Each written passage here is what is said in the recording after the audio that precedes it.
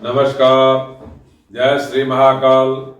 मैं पंडित शेष नारायण आचार्य आप सभी को 1 जनवरी 2022 से 31 जनवरी 2022 तक शेयर मार्केट से इसमें सेंसेक्स और निफ्टी तो कंपनियां हैं जो इंडियन मार्केट को कंट्रोल करती है, उस शेयर मार्केट के विषय में ज्योतिष शास्त्र के मत के अनुसार कितना उतार चढ़ाव रहेगा, किस कंपनी में कितना प्रॉफिट लॉस दिखाई दे रही है, कहां आपको निवेश करना चाहिए, कहां आपको निवेश नहीं करना चाहिए, इंटरनेशनल मार्केट्स क्या प्रभाव डाल रहा है, नेशनल मार्केट्स में कितनी उतार चढ़ाव आ रही है, इसके विषय में भी हम आपको बृहद पूर्वक जानकारी देने जा रहे हैं। सबसे पहले आप आइए, ज्योतिष शास्त्र कहता है जो शेयर मार्केट का जो काम होता है, चंद्रमा, बृहस्पति, सूर्य, शुक्र से प्रभावित होता है। लोग इसी हिसाब से अपने पैसे को निवेश करते हैं। जो डेली निवेश करते हैं वो चंद्रमा से प्रभावित होते हैं। जो शॉर्ट टर्म के लिए थोड़े समय के लिए निवेश करते हैं वो शुक्र से प्रभावित होते हैं। जो लंबे समय के लिए निवेश करते हैं वो बृहस्पति से प्रभावित होते हैं।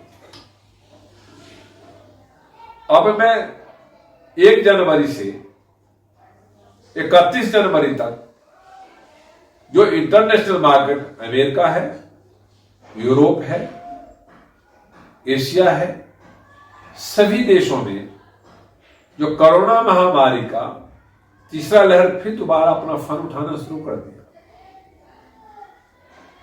जिसकी वजह से शेयर मार्केट हमेशा प्रभावित होता रहा है। यदि इंटरनेशनल मार्केट्स में, यूरोप में, अमेरिका में शेयर मार्केट प्रभावित होता है तो इंडिया में भी इसका असर जाता है। तो जो लोग शेयर पे काम करते हैं उनको बड़ी बारीकी से ध्यान देने की जरूरत है। अब आप शेयर के विषय में मैं चर्चा कर रहा हूं। जो निफ्टी की कंपनियां हैं उस कंपनियों में कैसे निवेश करें या सेंसेक्स में कैसे निवेश करें, कि दोनों की मार्केट की स्थिति जो डेट में स्थिति देखने को मिला है, पीछे दिसंबर को देखें तो अच्छा नहीं है 2021 का, और 2022 का जनवरी का देखें तो 2021 के दिसंबर से अच्छा देखने को मिल रहा है। क्योंकि निफ्टी अपने आप में यह दिखा रहा है जो ऊपर यदि जाएगा तो पूरे महीने में आपको 18,750 तक या 350 तक जा सकता है। और नीचे की स्थिति देखा जाए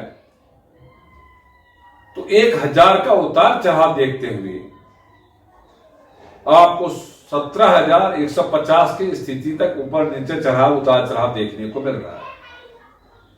इसी तरह सेंसेक्स को देखें तो नीचे 58,000 दिखा रहा है, ऊपर 62,000 तक भी जा सकता है। क्यों इंडियन मार्केट्स में सबसे ज्यादा लोग निफ्टी कंपनी पे काम करते हैं,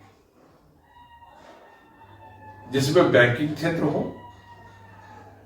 जिसमें एनर्जी क्षेत्र हो, जिसमें आपको मेडिकल का क्षेत्र हो, जिसमें प्रॉपर्टी क्षेत्र हो, जिसमें होटल का क्षेत्र हो, जिसमें टूरिज्म का क्षेत्र हो, जिसमें वस्त्र इत्यादि का क्षेत्र हो, खाद्यान्न इत्यादि का कंपनियां हो, इन सभी कंपनियों पे फोकस करती है।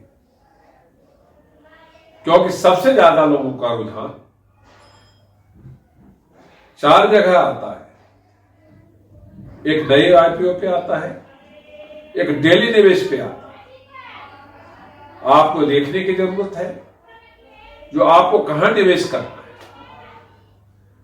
तो बैंकिंग में लगातार अभी से लेकर के मार्च तक अच्छी स्थिति नहीं है 2022 तक, क्योंकि यहां पे इसकी गिरती हुई स्थिति दिखा रही है नवंबर के बाद 2021 में, उसके बाद से इसकी स्थिति नीचे की तरफ जा रही है, तो 35% नीचे डाउनफॉल पे रहेगा। मगर यदि दूसरा तरफ देखा जाए तो फार्मेसी क्षेत्र में भी यदि आप निवेश करते हैं तो वहां भी 7 से 12% नीचे की ग्राफ जा रहा है। एलाइड मतलब यदि धातुओं पे निवेश करना चाहते हैं, लोहा हो गया, कॉपर हो गया, सोना चांदी हो गया, ये जितने भी क्षेत्र हैं यहां पर आप निवेश करते हैं तो वहां पे इसकी स्थिति भी नीचे की तरफ जा रही है, 7 से 12%। आप यदि प्रॉपर्टी पे निवेश करते हैं तो 7 से 12% ऊपर की तरफ जा रही है। यदि टूरिज्म होटल के कंपनियों में यदि आप निवेश करते हैं, यहां पे 7 से 12% ग्रोथ करने की चांस बढ़ रही है। आप यदि एनर्जी क्षेत्र में निवेश करते हैं, यहां पे आपको कोई अच्छा लाभ नहीं दिखाई देगा। आप यदि इलेक्ट्रॉनिक क्षेत्र में निवेश करते हैं तो यहां पे फिर भी आपको संतोषजनक लाभ दिखाई देगा। एक्सपोर्ट इंपोर्ट कंपनी में यदि आप निवेश करते हैं तो भी आपको अच्छा लाभ नहीं दिखाई देगा। यदि आप अन्य और किसी कंपनी में, जो छुटफुट कई ऐसी कंपनियां हैं जहां पे आप निवेश करना शुरू करते हैं तो उसमें लाभ अच्छा दिखाई देता है। तो जो लोग बैंकिंग संबंधी, फाइनेंस के संबंधी कंपनियों में डेली निवेश करना चाहते हैं, उनको सावधानी बरतना चाहिए। जो यदि लॉन्ग टर्म में निवेश करना चाहते हैं उसके लिए अच्छा अवसर है। यदि फार्मेसी, मेडिकल की कंपनियों में यदि कहीं आप निवेश करना चाहते हैं तो इसमें शॉर्ट टर्म निवेश नहीं करना चाहिए, लॉन्ग टर्म निवेश करना चाहिए। डेली निवेश तो करना ही नहीं चाहिए। आप यदि एलआई यानी इस्पात के क्षेत्र में जाते हैं, इस्पात एलआई कंपनियों में किसी में निवेश करना चाहते हैं तो उसमें भी सावधानी से निवेश करना चाहिए। आप इसमें डेली कुछ कमा सकते हैं, लॉन्ग टर्म में कुछ कमा सकते हैं, शॉर्ट टर्म में कुछ नहीं कमा सकते। आज यदि प्रॉपर्टी के कंपनियां जाएं, खाद्यान्न कंपनी जाएं, एक्सपोर्ट के कंपनी जाएं, इस जितने भी कंपनियां हैं इसमें यदि आप लॉन्ग टर्म निवेश करते हैं तो अच्छा पैसे कमा सकते हैं। डेली में नहीं कमा सकते हैं, शॉर्ट टर्म में छुटफुट कमा सकते हैं। यदि आप एनर्जी के क्षेत्र है, चाहे टूरिज्म का क्षेत्र है, चाहे प्रॉपर्टी की कंपनियां हैं, चाहे इलेक्ट्रॉनिक कंपनियां हैं, ये जितने भी कंपनियां हैं, चाहे गैस की कंपनियां हैं या केमिकल की कंपनियां हैं, ये सभी कंपनियों पर यदि आप निवेश करते हैं तो शॉर्ट टर्म में कदापि लाभ नहीं है। लॉन्ग टर्म में आपको निवेश होने का फायदा है, साथ ही डेली भी आप कुछ करें उसमें अच्छा कमा सकते हैं। ऐसे जो कंपनियां हैं, इसमें म्यूचुअल फंड कंपनियां जो है वो आपके लिए 90% लाभकारी है। उसमें निवेश करने से आपको 7 से 22% तक प्रॉफिट मिल सकता है। अब नई आईपीओ को जो स्थिति दिखती है तो जनवरी में 7 से 12, 3 से 7 कंपनियां आ रही है। इसमें भी आप निवेश करते हैं तो अब अच्छा लाभ कमा सकते हैं। अब आपको शेयर मार्केट में निवेश करते हुए स्थिति में कि सप्ताह में आपको मात्र 5 दिन मिलता है निवेश करने के लिए, और 5 दिन में भी आपको डेली 5 घंटा निवेश करने के लिए मिलता है, और 5 घंटे में ही आपको अपना निर्णय लेना होता है। तो जब आप शॉर्ट टर्म में डेली में निवेश करते हैं तो 10 से 12 के समय में निवेश करें और 2 से 4, 1 से 3 के बीच में उसको बेच के बाहर निकल जाए। लॉन्ग टर्म निवेश करते हैं तो आपको आराम से बैठ जाना चाहिए। जो शेयर के मार्केट का स्थिति देखा गया है, यदि शेयर के मार्केट्स में यूरोप की मार्केट कहती है, एशिया की मार्केट कहती है, अमेरिका की मार्केट कहती है कि 2022 के जनवरी में मार्केट को सुधारने की स्थिति अच्छी दिख रही है, तो जो लोग इस पे काम करते हैं उनको बारीकी से ध्यान देने की जरूरत है।